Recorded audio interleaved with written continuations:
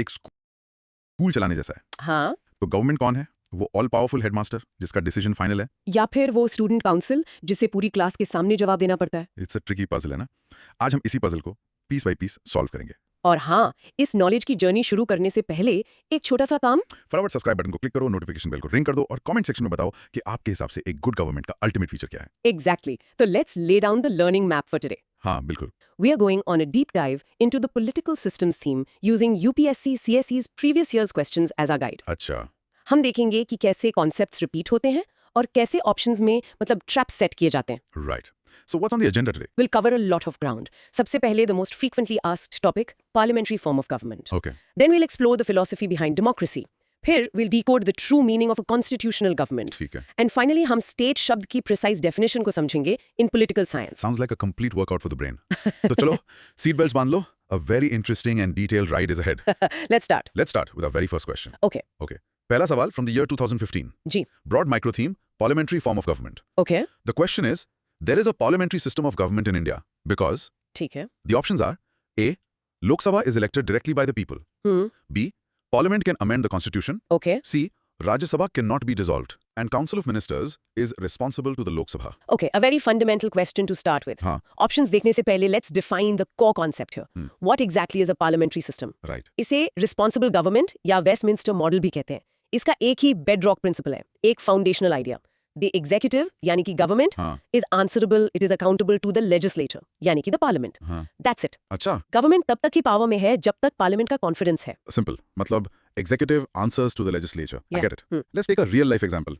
मान लो एक corporate project team है. Okay, Project manager और उनकी core team वो हो गए executive. ठीक है. And company का board of directors हो गया legislature. बिल्कुल सही analogy है. तो project team decisions ले सकती है पर उन्हें constantly board को report करना पड़ता है. हाँ. अगर board को काम पसंद नहीं आया, they can remove the project manager. That's the kind of relationship we are talking about, right? Perfect analogy. Now, with that clarity, let's perform surgery on the options. Okay. Question stem check. It asks because the. So we need the defining reason for India having a parliamentary system. Let's start with option A. Lok Sabha is elected directly by the people. Now, ये तो सही लग रहा है. हम लोग ही तो MPs को चुनते हैं. It sounds correct, but it's a classic trap. अच्छा. Fascinating बात यह है कि this is a feature of democracy, not the defining feature of a parliamentary system. For example, USA में भी लोग directly अपने representatives को House of Representatives में elect करते हैं. Right. But they have a presidential system. वहाँ का executive यानी the president legislature का part नहीं है और day-to-day governance के लिए directly responsible भी नहीं है. उनका term fixed होता है. Exactly. So, a quick takeaway. Direct election is necessary for democracy, but it's not the unique feature that defines a parliamentary system. Got it. It's a necessary condition but not a sufficient one. चलो option B देखते हैं. Parliament can amend the constitution. This is about the power of the parliament. Yes, हमारे parliament के पास article 368 के तहत constitution को amend करने की power है. हाँ है. But this power exists in almost every country's parliament, चाहे वो parliamentary हो या presidential. अच्छा. The ability to amend the constitution ये एक sovereign function है, but it doesn't explain the relationship between the executive and the legislature, जो कि parliamentary system का core है. So, quick takeaway. This option describes a power of the legislature, not the nature of the government system itself. Correct. Right. So this is a power, not the underlying principle of the system. What about option C? Rajya Sabha cannot be dissolved. This statement is factually correct. The Rajya Sabha is a permanent house. हाँ. But this feature highlights the continuity of our legislature and is linked to India's federal structure. It ensures कि states का representation हर समय रहे. ठीक है. लेकिन इसका government के parliamentary होने से direct connection नहीं है. The nature of the government is defined by its relationship with the House of the People, the Lok Sabha. Makes sense. So a quick takeaway on this. This is a feature of India's bicameral legislature, not the defining feature of its government system. Exactly. That leaves us with the last option, and it better be the right one. Option D. Council of Ministers is responsible to the Lok Sabha. And this is our bingo moment. This is the correct answer. अच्छा. Article 75(3) of our constitution. और वो clearly कहता है कि the Council of Ministers is collectively responsible to the Lok Sabha. इसका क्या मतलब है? It means that if the Lok Sabha passes a no confidence motion, तो पूरी government को resign करना पड़ता है. Wow. यही इस system की जान है, the very soul of it. The government survives only as long as it enjoys the confidence of the majority in the Lok Sabha. This is the direct relationship we were talking about. Right. The accountability. The quick takeaway is, this is the constitutional basis of the parliamentary system in India. Yes. So here's a memory hack for this. इसको ऐसे याद रखो. Council of Ministers equals class के monitors. Okay. Lok Sabha पूरी class. Monitors को हमेशा class को जवाब देना पड़ता है. हाँ. अगर क्लास खुश नहीं है, तो monitors चेंज हो जाते हैं. Simple. बिल्कुल. That's a great way to put it. So a mini recap for this question. In short, options A, B and C features हैं Indian polity के, but option D is the core principle, the very definition of a parliamentary system. Perfect. Fantastic. Let's move to the next one. This question from 2017 is a bit more philosophical. हाँ, ये वाला थोड़ा अलग है. Broad micro theme, philosophy of democracy. Okay. It asks, democracy's superior virtue lies in the fact that it calls into activity.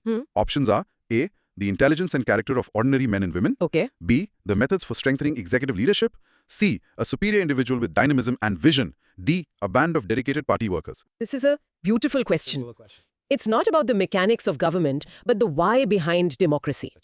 Thinkers like J.S. Mill, उन्होंने argue किया था कि democracy का असली फायदा, its superior virtue, is not just about making good laws or efficient policies. तो फिर क्या है? The real goal is the moral and intellectual development of the citizens themselves. So it's not just about running a country, but about making the citizens better. That's a deep thought. Yes, exactly. Let's use a real-life example. Think about the social audit system for MG and REGA in some states. Right. जब ordinary villagers को government के work को audit करने के लिए empower किया जाता है, तो वो सिर्फ corruption ही नहीं रोकते. हाँ. They also learn about governance, accounting, and their own rights. उनकी own capabilities grow करती हैं. Is this the idea? That is exactly the idea. Now let's analyze the options with this lens. The question stem asks for the superior virtue. Let's look at options B, C, and D together. They seem to have a common theme. Correct. If we connect this to the bigger picture, options B, C, and D all point towards rule by a few. अच्छा. Option B, strong executive leader की बात करता है. Option C, एक superior individual की, जैसे कोई superhero leader. हाँ. And option D talks about a small group of dedicated party workers. ये सब ideas democracy के core spirit के against हैं, which is ruled by many. So democracy is not about finding one superman to solve all problems. Exactly. So quick takeaway, these three options focus on empowering a small elite group, which is the opposite of the democratic ideal. So the takeaway is democracy is not about finding one superman. It's about empowering everyone. This leads us to option A, the intelligence and character of ordinary men and women. हाँ, and that is the core idea. जब लोग government में participate करते हैं, जब वो vote देते हैं, पॉलिसीज पर डिस्कस करते हैं, प्रोटेस्ट्स में हिस्सा लेते हैं या ग्राम सभा में बोलते हैं, तो उनकी अपनी वर्च्यू एंड इंटेलिजेंस डेवलप होती है. अच्छा. They become more aware, more responsible and more engaged citizens. यही डेमोक्रेसी की सबसे बड़ी जीत है. मतलब the government is a tool, but the goal is the betterment of the people. Yes. So the quick takeaway, this option captures the developmental and participatory essence of democracy, making it the superior virtue. I love that. Here's a memory hack for everyone. Okay. Imagine a school debate competition.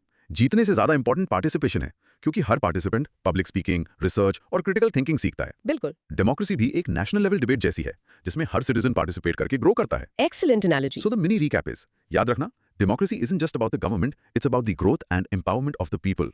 Very well put. All right, our third question. The year isn't specified, but it's thematically linked. हाँ, ये theme based है. Okay, let's unpack this. Broad micro theme. Parliamentary, cabinet, form of government. Okay. Out of the following statements, choose the one that brings out the principle underlying the cabinet form of government. Options are A, an arrangement for minimizing criticism. B, a mechanism for speeding up activities. Okay. Right. D, a device for strengthening the hands of the head of the government. Now wait a minute. The term here is cabinet form of government.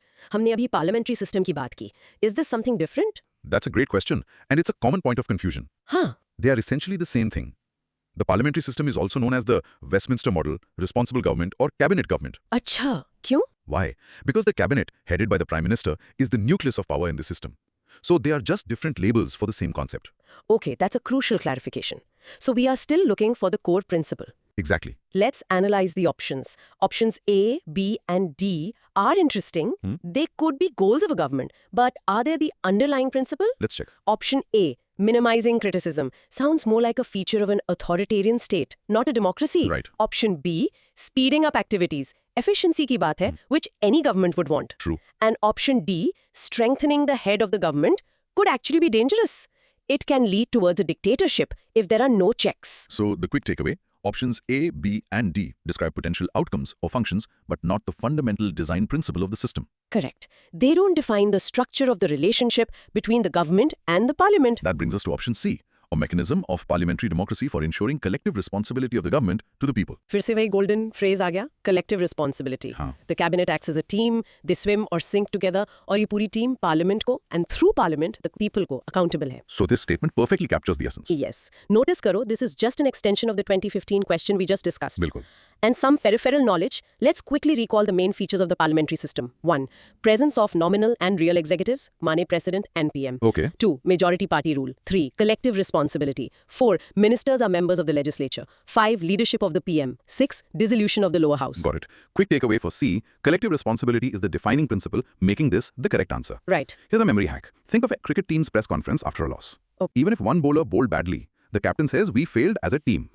They take collective responsibility. The cabinet works in the same way. Perfect example. So the mini recap is, cabinet system equals parliamentary system equals collective responsibility. Itna yaad rakho, kaam ho jayega. UPSC loves testing this one idea from multiple angles. Okay, next question on the same theme, but with a different angle. This shows how important this topic is. Yes, very important. Broad micro theme. Merits of parliamentary system. Okay. The question is, the main advantage of the parliamentary form of government is that, The keyword here is main advantage. yes, A, the executive and legislature work independently. B, it provides continuity of policy and is more efficient. C, the executive remains responsible to the legislature. Okay. D, the head of the government cannot be changed without election. We are not just looking for a feature, but the biggest benefit. पिछले question से hint तो मिल गया है, but let's break it down properly. Right. Let's start with option A. The executive and legislature work independently. I think we already busted this myth. Yes. This statement is bilkul galat. This is the defining feature of a presidential system, like in the USA, where there is a strict separation of powers. Right. In a parliamentary system, there is a fusion of powers or harmony. The executive, yani ministers, is drawn from the legislature, yani MPs. So they don't work independently. No, they are deeply interlinked. So, quick takeaway. This is a feature of the presidential system, not parliamentary. Okay, so A is out. What about B? It provides continuity of policy and is more efficient. This sounds like a good thing, an advantage. This is fascinating because this is actually considered a major demerit of the parliamentary system. Oh, how? Kyunki a government can fall anytime through a no-confidence motion, policy continuity can be a big problem. Acha. A government comes, starts a policy, and then falls. The next government might scrap it completely. So presidential system is better here. A presidential system with its fixed term for the president generally offers better policy continuity. So the takeaway, this is a disadvantage, instability, not an advantage of the parliamentary system. I see the trap. It describes a positive trait, but it's not true for this system. Now for D, the head of the government cannot be changed without election. Again, this is incorrect and more true for a presidential system. Huh. In our system, the prime minister can be changed without a general election. If the PM loses the support of the majority in their party or the ruling coalition, the party can just choose a new leader to be the PM. Right, this has happened. We have seen this happen in our political history. Quick takeaway. The head of government is not fixed and can be changed, reflecting the principle of responsibility. So that leaves us with C. The executive remains responsible to the legislature. And that is the biggest advantage. Because of this constant responsibility, the government cannot become arbitrary or autocratic. उसे हमेशा parliament का डर रहता है. Exactly. They have to answer questions, face debates, and can be removed at any time. This constant accountability prevents despotism and keeps the government on its toes. Right. So the main advantage is this accountability. Yes. Quick takeaway.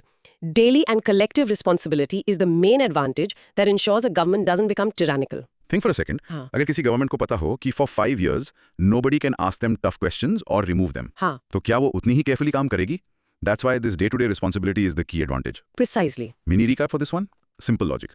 The biggest benefit of a parliamentary system is a responsible government that is constantly answerable to the representatives of the common person. Absolutely. Alright, so we've established that the government's responsibility is key.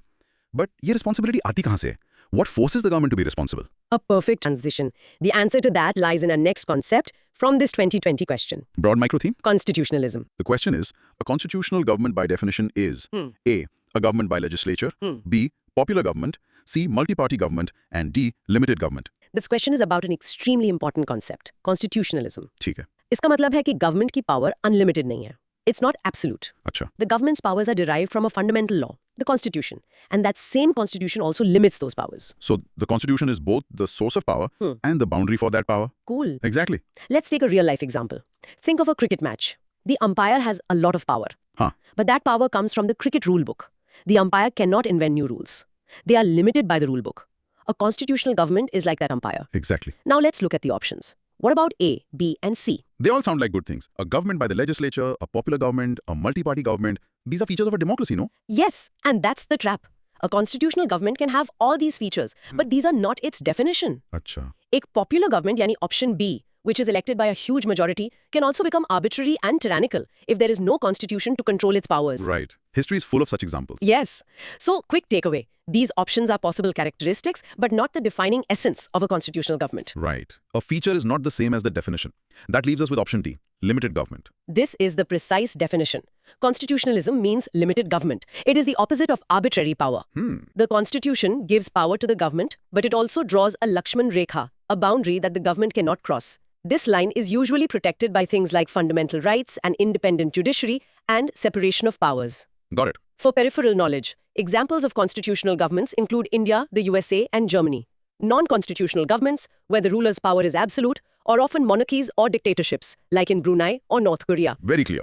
So, quick takeaway. The core idea of constitutionalism is the limitation of state power. Correct. Let's create a memory hack for this. Okay. Socho. The constitution is a rule book. The government is a player in a game. The player, no matter how powerful, has to play according to the rule book. So, constitutional government equals government that plays by the rules. That's a perfect way to remember it. And the mini recap, constitutional government equals limited government. That's the entire story in 2 words. Bilkul. Dekho, how much UPSC loves certain themes.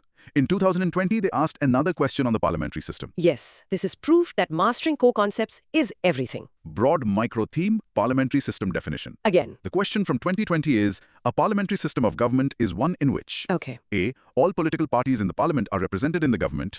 B. The government is responsible to the parliament and can be removed by it. C. The government is elected by the people and can be removed by them. Right. D. The government is chosen by the parliament but cannot be removed by it before completion of a fixed term. हम इस पर already काफी detail में बात कर चुके हैं, so this should be a quick one. Let's use the power of elimination. Let's do it. Option A. All political parties in the parliament are represented in the government. This describes a national government, Yeah. or a very broad coalition, which might be formed during a war or a national crisis. Okay. But it is not a necessary condition or definition of a parliamentary system. Usually, it's the majority party or coalition that forms the government. So, A is incorrect. Right. Quick takeaway. This is an exception, national government, not the rule. Correct. Okay. Option C. The government is elected by the people and can be removed by them. This sounds tricky, It is. People elect the government indirectly by electing their representatives, yani MPs. right? But they cannot remove the government directly. The removal happens through their representatives via a no-confidence motion. Acha. Direct removal by people is a feature of systems with a right to recall, which India does not have at the national level. So C is not accurate. So the takeaway is, removal is indirect, through representatives, not direct, Yes. right? And option D. The government is chosen by the parliament but cannot be removed by it before completion of a fixed term. The phrase cannot be removed makes this instantly wrong. Huh. The ability to be removed is the main feature of this system. A fixed term where the executive cannot be removed is a characteristic of the presidential system. This is the exact opposite of the correct answer. Got it. Quick takeaway. Cannot be removed is a feature of a presidential system. Yes. So we are left with option B. The government is responsible to the parliament and can be removed by it. And there are our golden words again. Responsible to the parliament and can be removed by it. This is the most accurate and precise definition. It perfectly captures the essence of the system. And the quick takeaway. This is the textbook definition, combining responsibility and removability. Correct. So the mini recap is, UPSC wants you to know this by heart. Parliamentary system equals to responsibility to parliament. Simple, no confusion. Absolutely. Okay, let's move on to an interesting comparison now. This one from 2021 is very insightful. Yes, this is a good one. Broad micro theme. Parliamentary sovereignty versus constitutional sovereignty. Okay. We adopted parliamentary democracy based on the British model. But how does our model differ from that model? A very important question. There are 2 statements. Statement 1, as regards legislation, the British Parliament is supreme or sovereign, but in India, the power of the Parliament to legislate is limited. Statement 2, in India, matters related to the constitutionality of the amendment of an act of the Parliament are referred to the Constitution bench by the Supreme Court. Okay. Options: A, 1 only, B, 2 only, C, both 1 and 2, D, neither 1 nor 2. This is a fantastic question that tests deep understanding. Let's analyze statement 1 first. Okay, Statement 1 talks about parliamentary sovereignty. So we copied the model, but we didn't copy its most powerful feature. बिल्कुल सही. Britain follows the doctrine of parliamentary sovereignty. इसका मतलब क्या है? इसका मतलब है कि the British Parliament is supreme. जो law उन्होंने बना दिया, वो final है. अच्छा, There is a famous saying, the British Parliament can do everything, but make a woman a man and a man a woman. No court in Britain can declare a law passed by Parliament as unconstitutional. but in India, But in India, we have constitutional sovereignty. हमारा parliament supreme नहीं है, हमारा constitution supreme है. right? If the Indian Parliament passes a law that violates the Constitution, for example, a fundamental right, the Supreme Court can strike it down using its power of judicial review. So the Indian Parliament's power is indeed limited. Exactly. Statement 1 is correct. So quick takeaway for Statement 1. Britain has parliamentary sovereignty, India has constitutional sovereignty. Wow, that's a huge difference. Now, what about Statement 2? It seems to explain how India's system is different. Exactly. Statement 2 describes the mechanism of judicial review in India. Okay, Under Article 145(3) of the Constitution, any case involving a substantial question of law related to the interpretation of the Constitution must be heard by a constitution bench. और ये bench कौन बनाता है? The Chief Justice of India has the power to form this bench, and it must have at least 5 judges. Okay. This is how the Supreme Court, as the guardian of the Constitution, ensures that laws and amendments are in line with its basic structure. So, Statement 2 is also correct. So it provides a factual basis for Statement 1. Yes. The takeaway for Statement 2 is the Constitution bench is the mechanism through which the Supreme Court exercises its power of judicial review over constitutional matters. So Statement 1 makes the claim and Statement 2 provides a supporting mechanism. Both are correct. That means the answer is C, both 1 and 2. Precisely. Here's a memory hack for this. Okay. इसको ऐसे याद रखो. In the UK, the parliament is the big boss. In India, the constitution is the big boss. And the Supreme Court is its powerful guardian or enforcer. A very effective way to remember it. And the mini recap. The key difference is that India has a limited parliament and the powerful tool of judicial review, which the UK does not have in the same way. Perfect summary. Excellent. Let's tackle the next fundamental question. This one from 2021 goes back to the basics of political science. Yes, another foundational question. Broad micro-theme, definition of the state. Okay. Which one of the following best defines the term state? Hmm. A. A community of persons permanently occupying a definite territory, independent of external control and possessing an organized government. Right. A politically organized people of a definite territory protect their natural rights. B. A number of persons with their own culture, tradition. C. A society with a central authority, an executive responsible to the central authority. In political science, the term state has a very specific technical meaning. Right, it's not just another word for country. Exactly. It is generally understood to have 4 essential elements. Remember these 4: people, territory, government, and sovereignty. People, territory, government, sovereignty.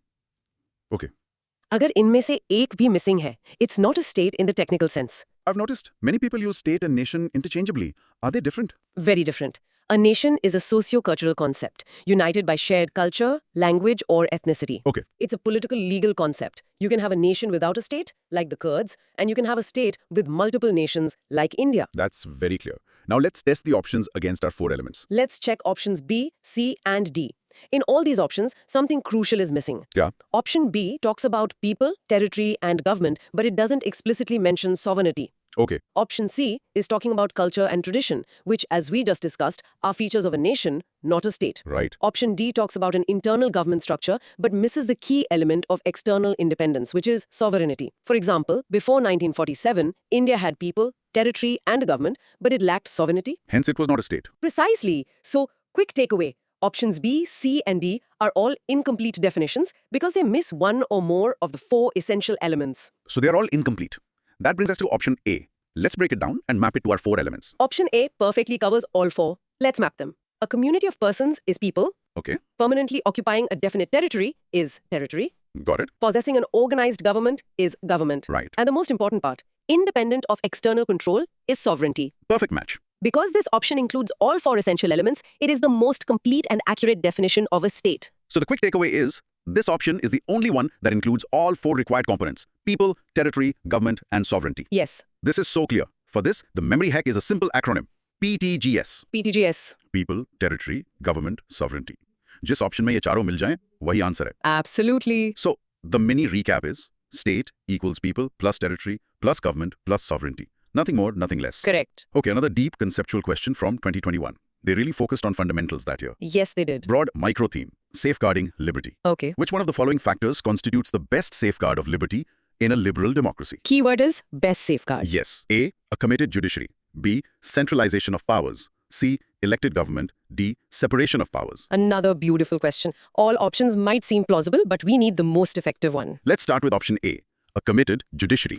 Now this sounds good, doesn't it? Who wouldn't want a judiciary that is committed to justice? And that is the trap UPSC has set. Really? In political science, the term committed judiciary is a code word. It usually means a judiciary that is committed to the ideology or policies of the ruling government, Right. not to the constitution. Oh, wow. A judiciary that serves the government will crush liberty to please its masters, not protect it. What we need is an independent judiciary, not a committed one. So option A is a very dangerous trap. That's a huge difference. A complete googly. So quick takeaway, committed judiciary is a negative term, implying loyalty to the government. We need an independent judiciary. Yes. Okay. Option B, centralization of powers. This is the enemy of liberty. Lord Acton famously said, power tends to corrupt and absolute power corrupts absolutely. Right. The सारी power एक ही जगह या एक ही इंसान के हाथ में आ जाती है. It leads to authoritarianism and tyranny. To protect liberty, you need decentralization or division of power, not centralization. So B is out.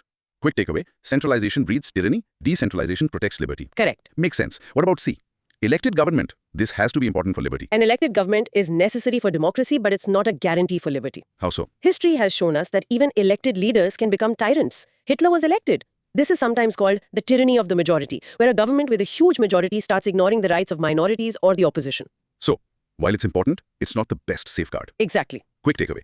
Elections are essential, but not sufficient to protect liberty on their own. That leaves us with the classic principle in option D, separation of powers. This is the best answer. The concept, most famously articulated by Montesquieu, is that government power should be divided among three branches: the legislature, the executive, and the judiciary. हाँ, makes laws, implements laws, interprets laws. Yes, जब power ऐसे बंटी होती है तो हर organ दूसरे organ पर check रखता है. The judiciary can strike down unconstitutional laws. The legislature can hold the executive accountable. The system of checks and balances. Correct. This system ensures that no single branch becomes all-powerful. यही system liberty को सबसे effectively protect करता है. Right. So the quick takeaway, separation of powers creates a system of checks and balances, which is the most effective structural safeguard for liberty. Absolutely. So, the mini recap. What's the best safeguard for liberty? Simple. Power ko baant do. Separation of powers is the key. That's it. Okay, believe it or not, in 2021, they asked about constitutional government again. It's like they want to give away free marks to students who solve PYQs. Exactly. Broad micro theme, constitutionalism. Okay. The question is very direct.